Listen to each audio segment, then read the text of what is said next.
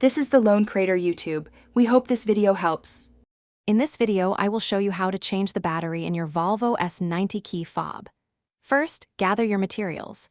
You'll need a new CR2032 battery, which is a common coin cell battery, and a small flathead screwdriver.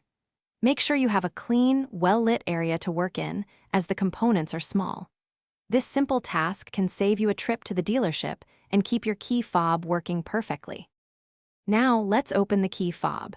On the side of your Volvo S90 key fob, you'll find a small release button. Press this button and slide out the mechanical key. This reveals a small slot. Carefully insert your flathead screwdriver into this slot and gently twist. The two halves of the key fob casing should separate with a soft click, exposing the internal components. With the key fob open, you'll see the old battery. Take a moment to observe its orientation. Typically, the positive side, marked with a plus sign, faces upwards. Use your small flathead screwdriver to gently pry the old battery out of its compartment. Now, take your new CR2032 battery and carefully place it into the slot, ensuring the positive side is facing up, just like the old one. It should fit snugly. Almost done, carefully align the two halves of your key fob casing. Press them together firmly until you hear a satisfying click, indicating they are securely fastened.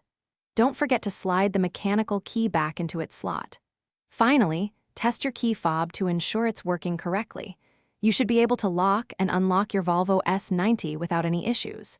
Congratulations, you've successfully changed your key fob battery. Thanks for watching. Consider subscribing if we helped you.